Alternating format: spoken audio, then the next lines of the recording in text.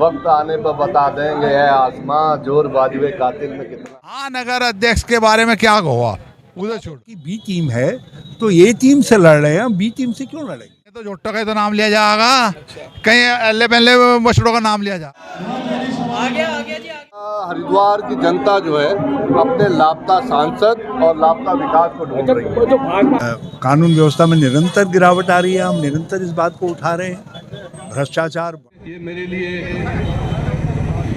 ये एजेंडा है। मैं बहुत बधाई देना चाहता हूँ रुड़की के कांग्रेस जनों को, और उन्होंने एक शानदार शुरुआत की है और इसको आगे ले चले और इसको एक जीत में बदले। कानून व्यवस्था को लेकर क्या कहेंगे रावत जी? बिल्कुल ध्वस्त है राज्य के अंदर। सबसे बड़ा उदाहरण नानकपत्ता में है, जिस तरीके से दिन दहाड़े हत्या हुई है और हत्यारों को पुलिस पकड़ नहीं पाई है? और राज्य के अंदर ये तो बालू और शराब की सरकार हो गई है। बालू ये विधायक उमेश कुमार बार बार आपके ऊपर और आपके साले के ऊपर रोक लगाते हैं कि आप शराब का कारोबार करते हो, माफिया को ले गए हो, इस तरह से बोलते हैं। भाजपा ने बहुत सारे 2016 से कुछ किराए के सुपारी किलर जो है पहले से 16 से छोड़ रखे हैं, और सारा हिंदुस्तान भी उनको जान गया में हमारे कारण, और उत्तराखंड के लोग भी जानते हैं। इसलिए मैं राजनीतिक दलों की बात, हम सैद्धांतिक लड़ाई लड़ते हैं, हम राजनीतिक दलों के पर बात करते हैं, सिद्धांत की बात करते हैं। तो हम कौन क्या कह रहा है रास्ता चलते को। अच्छा, ये जो त्रिवेंद्र रावत जी हैं भाजपा के प्रत्याशी, बोल रहे हैं कि कांग्रेस समाप्ति की ओर है और इनकी जड़ें हिंदुस्तान में है ही नहीं है, सबको पता है। हाँ, इस समय उनकी सारी गलतफहमियां दूर हो जाएंगी। जब रिजल्ट निकलेगा तो त्रिवेंद्र सिंह जी की गलतफहमी दूर हो जाएगी। और हरिद्वार की जनता 4 साल उन्होंने कोई काम नहीं किया और कोई विकास नहीं किया, उसका दंड श्री त्रिवेंद्र सिंह रावत जी को देगी। बोल रहे हैं परिवारवाद ज्यादा है इनके परिवार में। उनके पास यदि हरिद्वार के लोगों को ये बताने के लिए होता कि कितने बंदे बना दिए, कितने पुल बना दिए, कितनी सड़कें बना दी, कितने कॉलेज बना दिए, कितने हॉस्पिटल बना दिए, कितने फ्लाईओवर बना दिए, ये सब बताने के लिए कुछ होता तो उसकी बात करते। उनके बाद जो वो बताने के लिए है ही नहीं, तो कुछ न कुछ जुमला कहना है। अभी भी आपने अपने भाषण में कहा है कि एक कारतूस सरकार ने आपके पीछे छोड़ रखा है, वो कौन सा कारतूस है और हम मानते हैं वो भाजपा कारतूस है? देखिए, 2016 से लोगों को मालूम है कौन किसकी भूमिका में है, और ये भी सबको मालूम है कि वो कारतूस कौन है, उसको सबको मालूम है। ये भी मालूम है कि जब श्री धामी चुनाव हार गए और मुख्यमंत्री थे, तो किसने श्री धामी के लिए कहा कि वो आए लड़े, मैं अपनी सीट खाली कर देता हूँ? क्या रिश्ता था उनका भाजपा किसके साथ? राष्ट्रपति के चुनाव में किसने हमारे जो गठबंधन के उम्मीदवार थे उनको तो वोट दिया नहीं, उन्होंने तो जो है भाजपा के उम्मीदवार को वोट दिया। तो जो भाजपा की बी टीम है तो ए टीम से लड़ रहे हैं, बी टीम से क्यों लड़ेंगे? हरीश रावत ही कांग्रेस है, कांग्रेस ही हरीश रावत है, और हरीश रावत जी कांग्रेस के मुख्यमंत्री रहे हैं, तो लाजमी तौर पर है कि उन्हीं के कार्यों पर हम चुनाव लड़ेंगे। और हरीश रावत जी के समय में हरिद्वार वासियों का दूसरा घर जो है वो मुख्यमंत्री का आवास हुआ करता था, और जिस भी कार्यकर्ता ने रात दिन कभी भी जो काम कहा हो वो काम उन्होंने फौरन करने का काम किया। कांग्रेस ने यहाँ सिटबुल लगाने का काम किया, लक्सर में इतनी बड़ी फैक्ट्री लगाने का काम किया, और पिछले 10 वर्षों में हरिद्वार की जनता जो है अपने लापता सांसद और लापता विकास को ढूंढ रही है। अब वो गलतफहमी में है, क्योंकि जो व्यक्ति लड़ रहे हैं यहाँ से उन्हीं को लोग नहीं जानते। वो 4 साल मुख्यमंत्री रहे हैं, वो खड़े होकर बता दें कि उन्होंने क्या उल्लेखनीय काम इस हरिद्वार के लिए किया, 5 काम बता दें। और मैं अगर सवेरे से लेकर शाम तक फहरिस्त गिनाना शुरू करूं तो ख़त्म नहीं होगी वो लिस्ट। इतना काम हरीश रावत जी ने इस हरिद्वार के लिए किया है। तो क्या घबराए हुए हैं ये जो ऐसी बातें कर रहे हैं? भाई घबराहट में ही आदमी ऐसी बात करता है। अगर जो आदमी घबराया नहीं होता है वो तो चैलेंज करता है, लेकिन ये तो घबराहट में ऐसी बातें हैं। उन्होंने कहा कि कांग्रेस तो खत्म होने वाली है, कांग्रेस की जड़ें तो बाहर हैं, तो देश में रहनी नहीं है कांग्रेस की जड़ें। अब कोई कुछ ही कहे उसका कोई वो नहीं है। हम अपनी बात रखते हैं।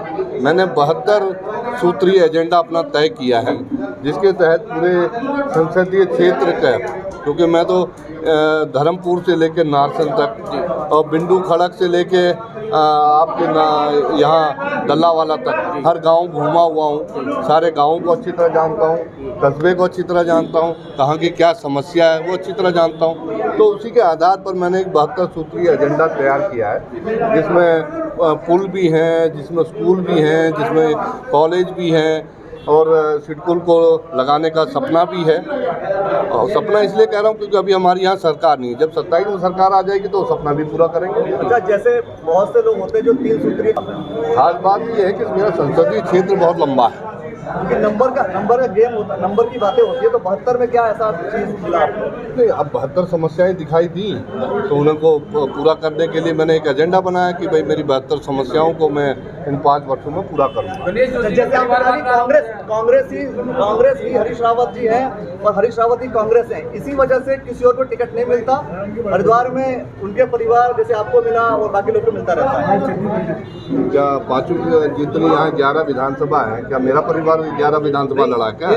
और देखिए हरीश रावत जी का बात करें तो कांग्रेस ही हरीश रावत जी का परिवार है। 70 में से 69 कांग्रेस ही हरीश रावत जी का परिवार है और जितने लड़े वो सब हरीश रावत के ही परिवार हैं। लेकिन ये भी तो हुआ कि आपको टिकट होते ही कांग्रेस के बहुत सारे नेता हैं जो अभी रुड़की विधानसभा की बात करें, बहुत से नेता चले गए बीजेपी में। बहुत से ऐसा कुछ नहीं है। और ये जब चुनाव होते हैं तो कुछ आना जाना लगा रहता है, कुछ हमारे वहाँ गए, कुछ वहाँ के इधर आए, तो ये तो एक सिस्टम सा है। कांग्रेस में कोई शामिल नहीं हुआ? बहुत जल्द आपको दिखाई देगा कि कांग्रेस में इतने लोग शामिल हो रहे हैं। फिर यही सवाल आप त्रिवेंद्र जी से करेंगे। रुड़की विधानसभा जीतेंगे कैसे जब सब लोग चले जा रहे हैं बीजेपी में? तो देखिए हमारे सचिन गुप्ता जी हमारे साथ है, राजेंद्र चौधरी जी साथ में है, जसपाल राणा जी भी साथ में है, शर्मा जी चले गए, तो ये सब जो है इतने लोग आज इतने लोग दिखाई दे रहे हैं, ये तो नहीं गए ना। मुख्य मुद्दे क्या है हरिद्वार के जो अब आप मानते हैं कि भैया बीजेपी के राज में नहीं हुआ है और आपने उन पर काम किया, आपके पिताजी ने उन पर काम किया है?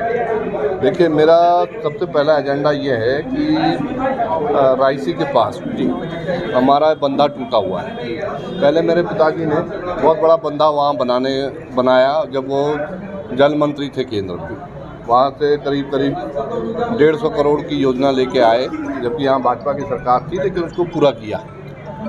और पिछले 7-8 वर्ष में वो बंदे का रायसी के वहाँ पास जो है टूट गया थोड़ा सा, उससे पानी जो है इधर के गाँव में आ जाता है और ये गाँव लगभग बाढ़ग्रस्त हो जाते हैं। तो मेरा सबसे पहला काम यही रहेगा कि उस बंदे को बनवाना। उमेश कुमार जी कह रहे हैं कि टिकट उन्हें दे दिया, उनके लड़के को टिकट मेरा होना था और उन्होंने कहा कि अगर मेरा टिकट हो गया तो मैं जहर खा लूँगा। ये बातें निकल के आई हैं, आप क्या कहेंगे इसमें? No comment please. अच्छा चलिए लास्ट सवाल, क्योंकि आपने कहा था कि खानपुर विधानसभा में उनको चित कर देंगे आप, उन्होंने कहा कि ये मुंगेरी लाल के हसीन सपने हैं। वक्त आने पर बता देंगे है आसमां जोर बाजुए कातिल में कितना है। ऐसा हरीश रावत जी आए कांग्रेस पार्टी के उम्मीदवार बन के, उनका लड़का। ठीक है, हम कांग्रेस पार्टी के साथ। ठीक है। और जब आप चुनाव लड़े थे हाँ, तो कहीं ना कहीं गुटबाजी नजर आ रही थी, कहीं ना कहीं आरोप थे कि भाई हरीश रावत जी ने आपको सपोर्ट नहीं करा। आप नहीं, कांग्रेस पार्टी चुनाव लड़ी थी। कांग्रेस पार्टी ने जिन्होंने मुझे सपोर्ट नहीं करा मुझे ये भी पता। अच्छा, मुझे तो ये भी पता किसने कहा आईटीसी के यहाँ किसने पैसे बांटे। अच्छा, आपने कहा था प्रदीप बत्रा मेरा चुनाव है कांग्रेस का ना?